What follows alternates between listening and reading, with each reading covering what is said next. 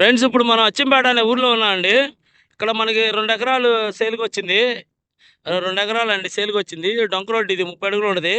అదిగోండి అక్కడ ఒక రాయి ఉంది చూడండి ఫ్రెండ్స్, కింద అదిగోండి రాయి ఉంది చూసారా, బౌండరీ అదిగో, అదిగోండి బౌండరీ, ఆ రాయి కనపడుతుంది కదా, అక్కడ నుంచి ఇదిగోండి కరెంట్ స్తంభం ఉంది కదా, ఇక్కడ నుంచి మొత్తం ఇదిగోండి బారుగా అండి, బారుకి చివరి దాకా, ఆ చివరి దాకా అండి మొత్తం ఇది 2.5 ఇదిగోండి చివరి దాకండి, ఈ బారుగా చివరి దాకండి, అటు చివరి కూడా డొంక రోడ్డు ఉంది.